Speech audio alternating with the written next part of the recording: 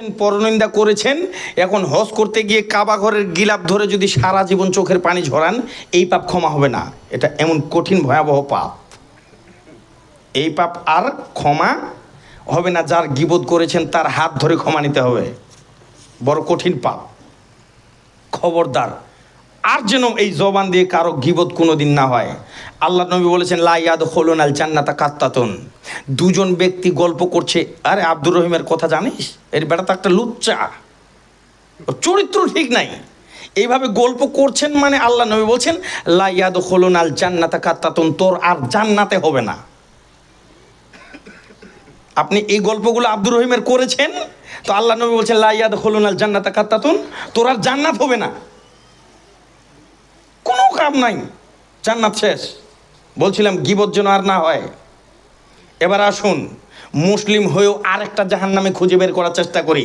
আব্দুল্লাহ ইবনে ওমর রাদিয়াল্লাহু তাআলা আনহু বর্ণিত, তিনি বলেন, রাসূল সাল্লাল্লাহু আলাইহি সাল্লাম বলেছেন, মা আসফালা মিনাল কাবাইনে, যেই পুরুষটা টাকনুর নিচে কাপড় পরিধান করে, মিনালা ইজারি ফাহফিন্নার, সে জাহান্নামী।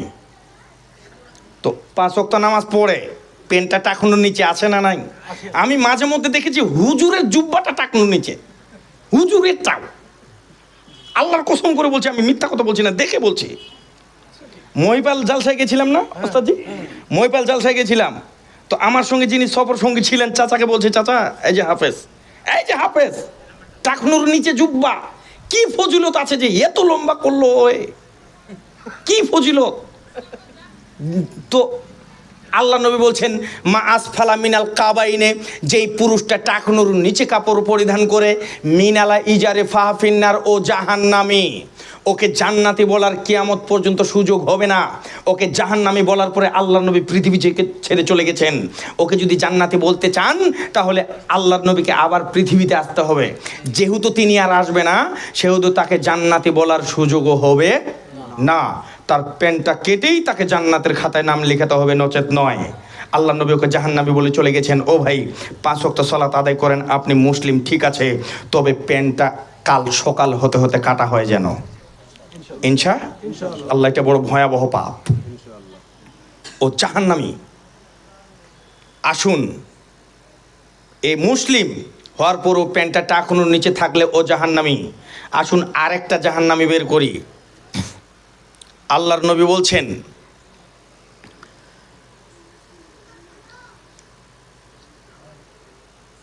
আরেকটা জাহান্নামী খুঁজে বের করি। মহান আল্লাহ তাআলা বলছেন, ফাওয়াইলুল লিল মুসাল্লিন, ওদের জন্য ধ্বংস, ওদের জন্য জাহান্নাম। ফাওয়াইলুল লিল মুসাল্লিন, ওই নামাজিরা। এবার নামাজির কথা, আল্লাহু আকবার, এবার নামাজিরা জাহান্নাম। আল্লাহ বলছেন, ওয়াইলুল লিকুল্লি মুসাল্লিন, ওই মুসল্লিদের জন্য দুর্ভোগ, ওই মুসল্লিদের জন্য জাহান্নাম। আল্লাযীনা হুম আন সালাতিহিম সাহুন, যারা তাদের নামাজে অমনোযোগী, খেয়াল খুশি মতো পড়ে। জোহর পড়ছে, তা আসর মাগরিব কুনতে চলে গেছে, হাজী সাহেব কুরবানির গরু কিনতে গিয়ে আসরে পড়ে না। হাজী সাহেব কুরবানির গরু কিনছে, হাটে গিয়েছি, জোহর শেষ। গরু কিনলে তো জোহর পড়তে গেলে তো গরু শেষ, তো গরু কিনে আসে না, আসর কি হয়ে হোক, জোহর কি হয়ে হোক। হাজী সাহেব গরু কিনছে, জোহরের নামাজ পড়ছে না। গরু হাটিতে যাবেন, আপনি দেখবেন, আপনি ওই দিন জোহরটা দেরি করে পড়বেন খালি হাজিকে দেখার জন্য, দেখতে পাবেন। দেখেন, গরু হাটিতে যান, আমার কথা সত্যি হয় কিনা, কি ঠিক বলছি না ভুল বলছি? যারা নামাজে অমনোযোগী তাদের জন্য জাহান্নাম। সম্মানিত উপস্থিতি, নামাজ যেন ঠিকঠাক মতো পড়া হয়, আল্লাহ পাক তৌফিক দান করুক, আল্লাহুম্মা আমিন। এবার আসেন, আর জাহান্নামী কারা? মহান আল্লাহ তাআলা বলছেন, ইয়া আইয়ুহাল্লাযীনা আমানু, সূরা মাইদার 90 নম্বর আয়াত। এখানে কয়েকটা কথা বলবো, আপনাকে লেগে যেতে পারে, দেখেন কথাগুলো আপনার সঙ্গে মিলে কিনা। যদি মিলে যায় খবরদার এই অপরাধ থেকে বেরিয়ে আসা হয় যেন, নচেত বাঁচার পথ থাকবে না। কি চাচা কি বলছেন, শেষ করে দিব নাকি? সূরা মাইদার 90 নম্বর আয়াত, আসুন পড়ি।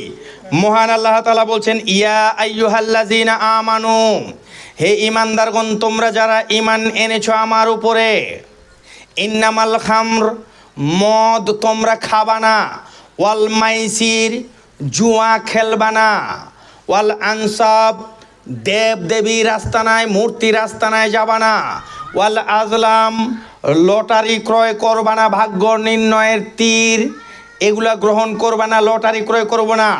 এই আয়াতে আল্লাহ 4টা অপরাধের কথা বললেন, করতে নিষেধ করলেন। 1, মদ খাবা না। 2, জুয়া খেলবা না। 3, মূর্তির আস্তানায় যাবা না। 4, লটারি ক্রয় করবা না। রিসুম মিন আমালিশ শয়তান, এই 4টা হলো শয়তানের কাজ। কার কাজ? শয়তানের কাজ। তো এই 4টা কাজের সঙ্গে কেউ যদি জড়িত থাকে, কাজগুলো কার? তো কাজগুলো হচ্ছে শয়তানের। আর জান্নাত কি শয়তানের কাছে আছে না আল্লাহর কাছে? তো কেউ যদি শয়তানের কাজ করার পরে আল্লাহর কাছে জান্নাত চায়, হবে জান্নাত? আপনি যদি বিজিবির ভোট করার পরে মমতার অফিসে যাই যদি চান, চা হবে? বিজিবির মিছিল করতে করতে মমতার অফিসে গেছেন, দিবে চা? তো আল্লাহ বলছেন এগুলো শয়তানের কাজ। তো কাজ করছেন আপনি শয়তানের, মরার পরে গেলেন জান্নাত চাওয়ার জন্য আল্লাহর কাছে, হবে কাম? কোনো কাম হবে না। এবার আসেন, আল্লাহ বলছেন রিসুম মিন আমালি শয়তান, এই 4টা হলো শয়তানের কাজ। 4টা বলার সময় নাই, এই 4টার একটা বলবো। প্রথম, ইন্নামাল খামর, মদ তোমরা খাবা না। কে নিষেধ করছেন? আল্লাহ। মদ খাবা না, মদ খাওয়া হারাম। এবার আসুন, মদ আমি মনে করি এখানে কেউ মদখোর নাই, আলহামদুলিল্লাহ বলেন। তবে এখন যদি কয়েকটা হাদিস বলা শুরু করি তো দেখা যাবে এখানেও মদঘোর আছে, ওই যে মা বোনেরা বসে আছে ওখানেও আছে মদঘোর। মহিলাও মদ খায়, মহিলাও মদ খায়, কিনে দে ওর স্বামী। আল্লাহু আকবার। মহিলা খায় মদ, কিনে ওর স্বামী। দেখেন তো কিভাবে মদ খায়। আল্লাহর নবী বলছেন, আল্লাহ বলছেন ইন্নামাল খামর, মদ তোমরা খাবা না। তো মদ যে আল্লাহ খেতে নিষেধ করলেন, যেমন আল্লাহ বলছেন শুকুরের গোস্ত তোমরা খাবা না। তা শুয়োর তো আমরা চিনি কি চিনি না? তো আল্লাহ বলছেন মদ খাবা না, মদ তো চিনি না। মদ চিনেন? মদ চিনেন ভাই, চাচা মদ চিনেন? মদ খালি চিনেন আপনি যেটা বোতলও থাকে, খাইলে মাতালামি করে, ওইটা আপনি জানেন মদ। যেটা আদিবাসীরা বানায় চুয়ানি, আমরা চুয়ানি বলি, আপনারা কি বলেন? ওই চুয়ানি, আপনারা ওইটাকে বলেন মদ। এই কয়েকটা চিনেন, কিন্তু হাদিস কাকে কাকে মদ বলছেন আসেন একটু জানার চেষ্টা করি। মুসলিম 2003 নম্বর হাদিস, আল্লাহ নবী বলছেন কুল্লু মুস্কিরিন খামরুন, সমস্ত নেশাজাত দ্রব্যের নাম মদ। কুল্লু মানে সমস্ত, কুল্লু মানে কি?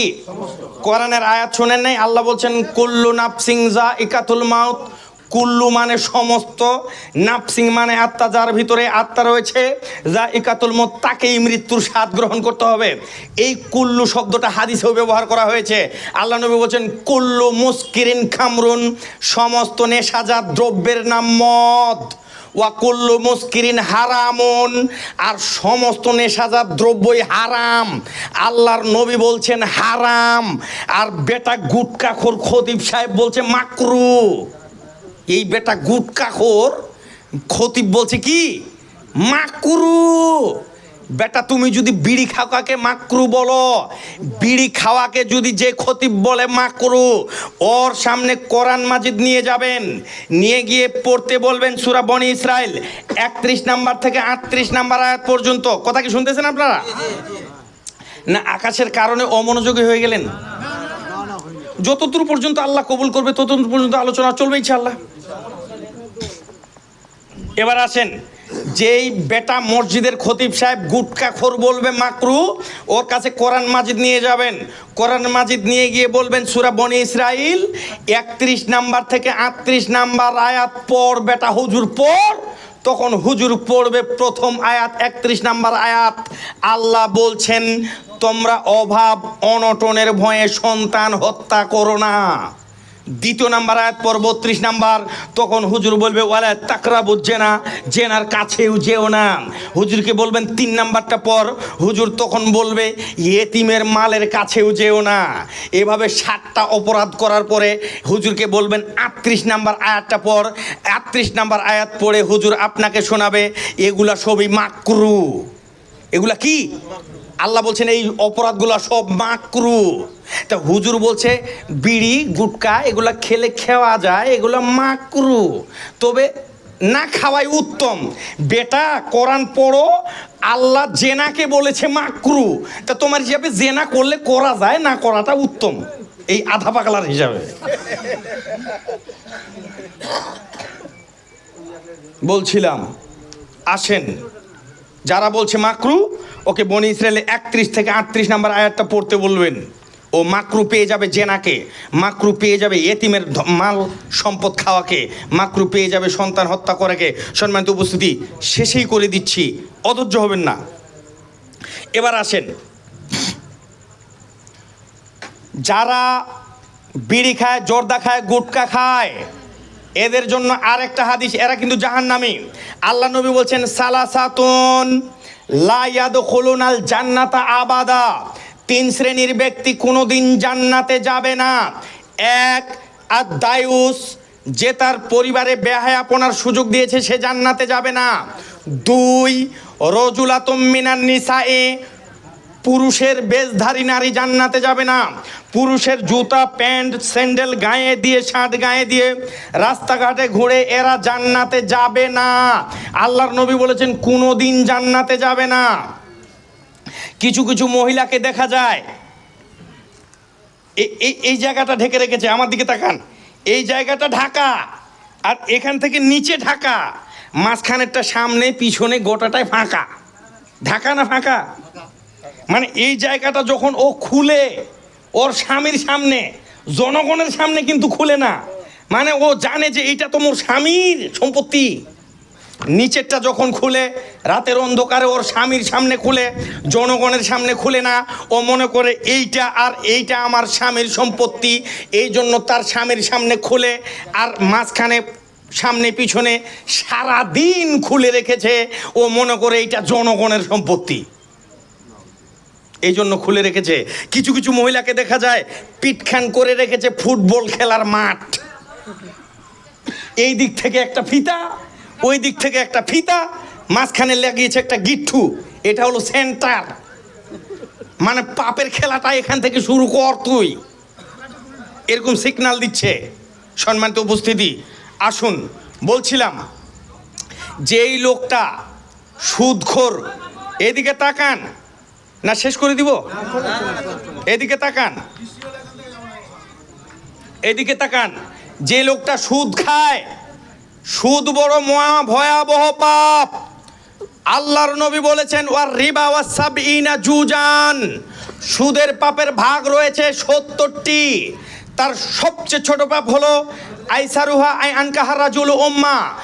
ভাই শুনেন, চাচা একটু একটু এদিকে ঘুরেন, আমার দিকে ঘুরেন। আজকের এই আয়োজনটা করতে মাইক, লাইট, এতে কিছু খরচ হয়েছে।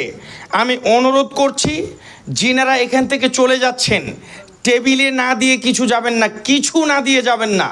যিনারা চলে যাচ্ছেন কিছু না দিয়ে যাবেন না, টেবিলে দিয়ে যাবেন এই খরচগুলোর জন্য। আমি অনুরোধ করছি মহিলা মা বোনদের শুদ্ধ একটা চাদর নিয়ে এখানে ওখানে পাঠিয়ে দেন। লোকগুলো চলে যাচ্ছে, আর আমি আলোচনা যদ্দূর চলে চালাচ্ছি, পাঠিয়ে দেন। আপনাদের অনুরোধ করছি, চাদর পাঠিয়ে দিচ্ছি, এই খরচের বাবদ কিছু না কিছু দিয়ে যাবেন। কেন আমি কি চলে যেতে বলছি? দেখি আল্লাহ কি করেন, কতদূর কবুল করেন শুনি। এবার আসেন, সুদ বড় ভয়াবহ পাপ। আল্লাহর নবী বলেছেন আর রিবা ওয়াস সাবঈনা জুজান, সুদের পাপের ভাগ রয়েছে 70টি। আইসারুহা আই আনকাহা রাজুল উম্মা, নিজের মায়ের সঙ্গে জেনা করলে যেমন পাপ হয়, সুদ খেলে তেমন পাপ হয়। নাউজুবিল্লাহ, নাউজুবিল্লাহ। তবে সুদের পাপের হাদিসে একটা মহিলার নাম রয়েছে, একটা। কয়টা? একটা। হাদিস বলছে আর রিবা ওয়াসাবিনা জুজান, সুদের পাপের ভাগ রয়েছে 73টি। সবচেয়ে ছোট পাপ হলো আইসারুহা আনকা রাজুল উম্মা, নিজের মায়ের সঙ্গে জেনা করলে যেমন পাপ হয় সুদ খেলে তেমন পাপ হয়। আর বিড়িখোরের হাদিসে বলা হচ্ছে মদমিনুল খামরি মান ওয়াকা আলা উম্মিহি ওয়া খালাতিহি ওয়া আম্মাতিহি, বিড়িখোর তার না মায়ের সঙ্গে, খালার সঙ্গে, ফুপুর সঙ্গে জেনা করার পাপ হয়। সুদ খেলে মায়ের সঙ্গে জেনা করার মতো পাপ হয়। এক কথা, যে ব্যক্তি সুদ খেলো তার মাকে ধরে ধর্ষণ করলে যেমন পাপ হয়, এক ব্যক্তি সুদ খেলো সে তার মাকে ধরে ধর্ষণ করলো, যে ব্যক্তি বিড়ি খেলো ও তার মাকে, খালাকে, ফুপুকে ধরে ধর্ষণ করলো, এরকম ভয়াবহ অপরাধ হচ্ছে বিড়ি খাওয়ার পাপ। বলছিলাম কোনো বিড়িখোর যদি জান্নাতে যায় হিন্দুও যাবে, কোনো বিড়িখোর যদি জান্নাতে যায় হিন্দুও যাবে, কোনো বিড়িখোর মহিলা যদি, কোনো জর্দাখোর মহিলা যদি জান্নাতে যায় তাহলে হিন্দু মহিলারাও যাবে। কেমনে? হাদিস শুনুন, তিরমিজি 3375 নম্বর হাদিস, ইবনে মাজা 3375, হাদিসটা খুলে দেখুন। ইবনে মাজা 3375, আবু হুরায়রা রাদিয়াল্লাহু তাআলা আনহু বর্ণিত, তিনি বলেন রাসূল সাল্লাল্লাহু আলাইহি সাল্লাম বলেছেন মুদমিনুল খামরি কাআবিদি ওয়াসানিন, নেশাজাত দ্রব্য যেন মূর্তি পূজার সমান অপরাধ। নাউজুবিল্লাহ বলবেন না? মুদমিনুল খামরি কাআবিদি ওয়াসানিন, নেশাজাত দ্রব্য যেন মূর্তি পূজার সমান অপরাধ। শুনুন আমার ভাইয়েরা, সুদ বড় ভয়াবহ পাপ, তবে মূর্তি পূজার সমান পাপ নয়। জেনা মহাপাপ, তবে মূর্তি পূজার সমান বলেনি আল্লাহর নবী। পিতামাতার অবাধ্য হওয়া মহাপাপ, তবে মূর্তি পূজার সমান নয়। মূর্তি পূজার সমান একটাই পাপ রয়েছে পৃথিবীতে, আল্লাহর নবী বলছেন মুদমিনুল খামরি কাআবিদি ওয়াসানিন, নেশাজাত দ্রব্য যেন মূর্তি পূজার সমান অপরাধ। হাদিসটা আপনাকে এখনো বুঝাতে পারেনি। মনে করেন ওই যে চাচা 2 মিনিটের জন্য উনার নাম এখন ধরে নেন নারায়ণ। কি নাম? নারায়ণ। 2 মিনিটের জন্য উনার নাম নারায়ণ।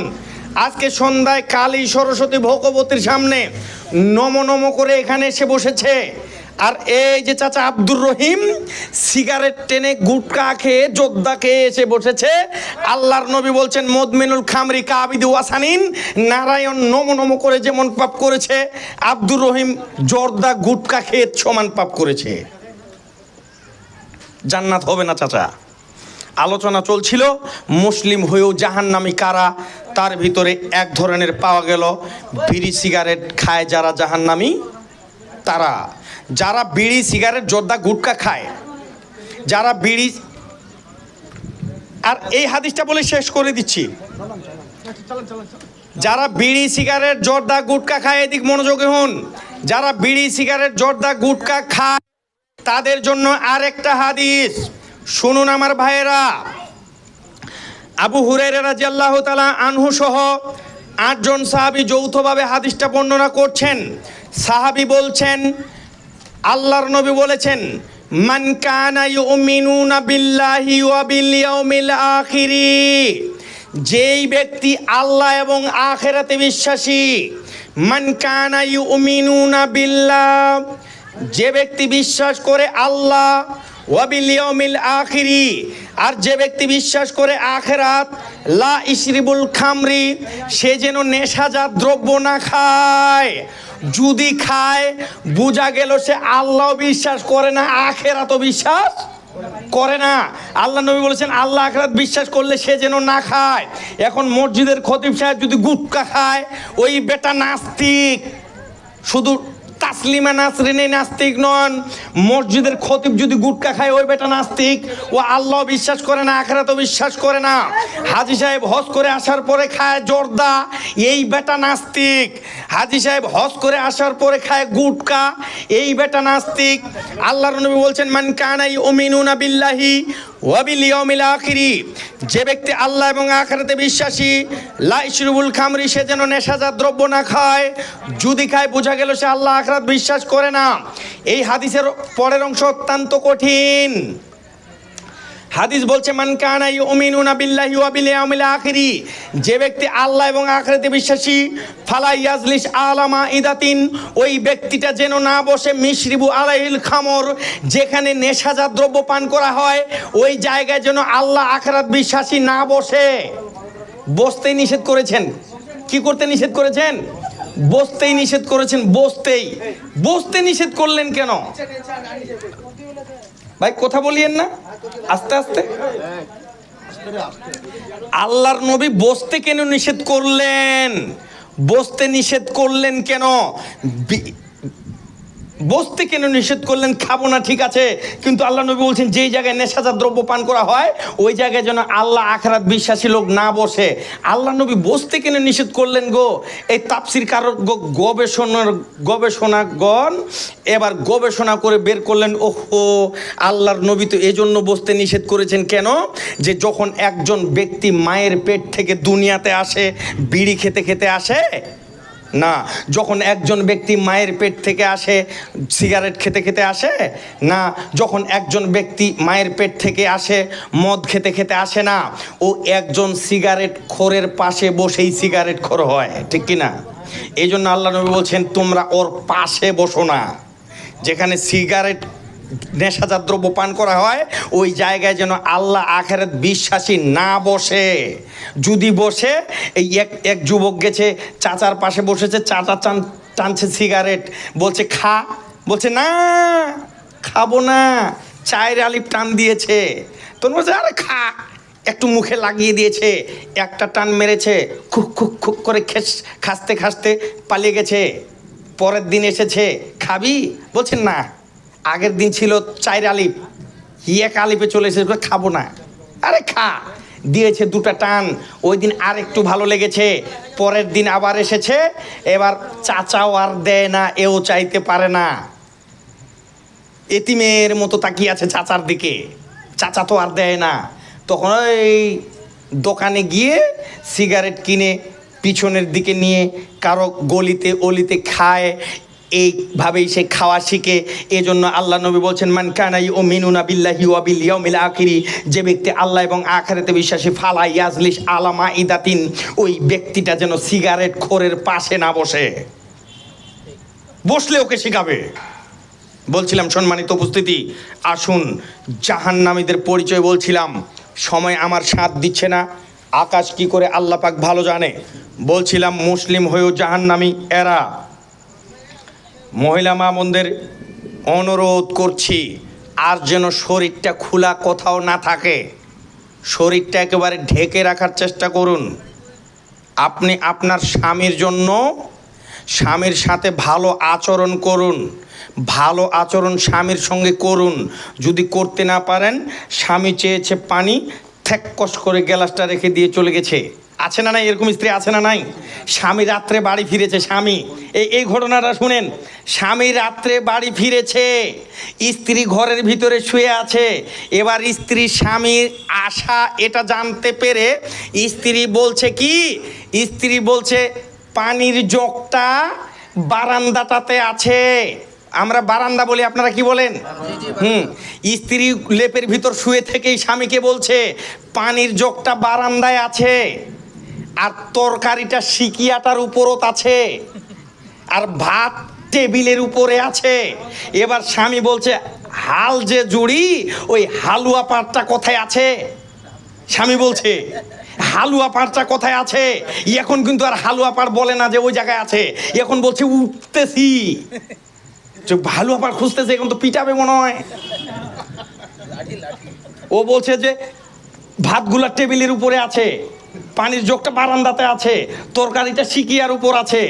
তখন বলছে হালুয়া পাড়টা কোথায় আছে? বলছে উঠতেছি। তখন আর হালুয়া পাড়ার কথা বলে না। হালুয়া পাড় হাল বার সময় যে গরুকে পিটায়, হ্যাঁ জি, ওই লঠিটা কোথায় আছে? তখন বলছে উঠতেছি। আর দেরি নাই। তো স্বামীকেও বলছি, তুমি বেটা বিড়ি খেয়ে গুটকা খেয়ে সারা জীবন রাত্রে ভিড়বে আর তোমাকে দিবে খাওয়া? এর কাছে শুয়া যাবে না আমার মনে হয়। এর মুখটা যত দুর্গন্ধ, পায়খানার চেয়েও বেশি। একজন স্বামী ঠিক করতে পারে, একজন স্ত্রী তার স্বামীকে ঠিক করতে পারে। আমি আজকে থেকে বলছি, কোনো বিড়িখোর স্বামীর সামনে যেন ওর দিকে মুখ করে না শোয় স্ত্রী, পিছনটা দিতে হবে।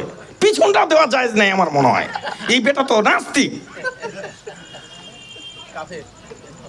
বলছিলাম এর গায়ে এত দুর্গন্ধ, বিড়িখোর, জর্দাখোর, গুটকাখোর, আবার গুটকা খেতে খেতে আমি দেখেছি মাদ্রাসার হুজুর, মাদ্রাসার মুহতামিম, মাগরিবের আজান হলো, আমার ছেলে থাকে ওই মাদ্রাসায়, আমি ছেলেগুলাকে এখন অন্য মাদ্রাসায় নিয়ে দিয়ে গেছি, ছেলেকে দেখতে গেছি মাদ্রাসায়, মাগরিবের সালাত পড়বো, আজান হচ্ছে, এবার উজু করতে গেছি, ওই মাদ্রাসার মুহতামিম, যেই মাদ্রাসার দাতা প্রতিষ্ঠাতা মুহতামিম, ও এবার কি করছে, গুল ঘুষতে ঘুষতে গিয়ে আমার সামনে উজু করলো। উজু করতে গিয়ে ওই ইমামের যায় নামাজে দাঁড়িয়ে গেল, নামাজ পড়িয়ে দিল ইমাম, মুসল্লিও পড়ছে। সম্মানিত উপস্থিতি, বলছিলাম এবার আসেন, বিড়ি সিগারেট জর্দাগুল আর যেন কখনো খাওয়া না হয়। আল্লাহ পাক আমাদেরকে তৌফিক দান করুন, আল্লাহুম্মা আমিন। এবার বলছিলাম পাপীদের জন্য জান্নাতের সুসংবাদ, এখানে আলোচনা আরো ছিল, তো পাপীদের জন্য জান্নাতের সুসংবাদ একটা আয়াত শুনিয়ে শেষ করে দিচ্ছি। একটা আয়াত, আল্লাহ বলছেন পাপীরা শুনুন, আল্লাহ আপনাকে প্রস্তাব দিচ্ছেন, ও পাপী শুনে যান, আল্লাহ আপনাকে প্রস্তাব দিচ্ছেন। সূরা ফুরকান আয়াত নাম্বার 70, আল্লাহ বলছেন ইল্লামান তওবা, এ পাপীরা তোমরা তওবা করো, ওয়া আমানা, আমি আল্লাহর প্রতি ঈমান নিয়ে আসো, ওয়া আমিলা আমালান সলিহান, এরপরে সৎ আমল করা শুরু করো, ফাউলাইকা ইউবাদদিলুল্লাহি সাইয়্যাত হাসানা, আমি আল্লাহ তোমাদের অতীতের সমস্ত পাপ নেকিতে পরিবর্তন করে দিব। সুবহানাল্লাহ। তো আল্লাহ, আপনি যদি তওবা করেন, আপনার অতীতের পাপ আল্লাহ কি বানিয়ে দিবেন, নেকি বানিয়ে দিবেন। তাহলে জান্নাতের যাওয়ার সুযোগ হবে কি হবে না? পাপীদের জন্যই জান্নাতের সুসংবাদ। আপনার পাপ যত বেশি, আপনি আজকে তওবা করলে বেশি তত নেকি হবে বেশি, কারণ আল্লাহ বলছেন পাপগুলোই নেকিতে পরিবর্তন করে দিব। সুবহানাল্লাহ। আপনাকে তওবা করার অনুরোধ জানাচ্ছি জরুরি ভিত্তিতে, এখন এই মুহূর্তে তওবা করে উঠে, যারা নামাজ পড়ছেন না এই মুহূর্তে তওবা করে বলবেন, আল্লাহ আর জীবনে কোনোদিন নামাজ ছাড়বো না, আল্লাহ বিড়ি সিগারেট জর্দা গোল কোটকা খেয়েছি, সুদ খেয়েছি, আল্লাহ আর কোনোদিন খাবো না। তওবা করবেন। যদি আপনি তওবা করতে পারেন, আল্লাহ বলছেন ইল্লামান তওবা, তওবা কর, ওয়া আমিনা ওয়া আমানা, আমি আল্লাহর প্রতি ঈমান আন, ওয়া আমিলা আমালান সলিহান, সৎ আমল করা শুরু কর, ফাউলাইকা ইউবাদদিলুল্লাহি সাইয়্যাতিহিম হাসানা, আমি আল্লাহ তোর অতীতের সমস্ত পাপ নেকিতে পরিবর্তন করে দেব। নিজের পাপগুলো নেকি করে বাড়ি যাবার তৌফিক আল্লাহ পাক আমাদেরকে দান করুক। আল্লাহ তুমি আমাদের তওবা কবুল করে নাও, আল্লাহুম্মা আমিন। আল্লাহ তুমি পারো, তুমি সক্ষম, আল্লাহ তুমি আমাদেরকে ক্ষমা করে দাও। আল্লাহ আলোচনা অনেক ছিল, এটাও তোমার ইচ্ছা, কতদূর পর্যন্ত কবুল করবে তুমি ভালো জানো। আল্লাহ তোমার দরবারে দাবি, তুমি পারো, তুমি সক্ষম, আল্লাহ তুমি আমাদেরকে ক্ষমা করে দাও। আল্লাহ তুমি পারো, তুমি সক্ষম, আল্লাহ তুমি আমাদের ইবাদতগুলো কবুল করে নাও। আল্লাহ তুমি পারো, তুমি সক্ষম, আল্লাহ তুমি আমাদেরকে হেদায়েত দান করো। আল্লাহ আদম থেকে নিয়ে আজ পর্যন্ত যত মুমিন মুমিনাত কবরে চলে গেছে, আল্লাহ তাদের কবরের শাস্তি তুমি বন্ধ করে দাও। আল্লাহ যারা হাসপাতালের বিছানায় পড়ে আছে, আল্লাহ সুস্থ করে বাড়ি ফিরিয়ে দাও, আমিন। আল্লাহ আমাদের সব বাইরে নেক হায়াত দান করো।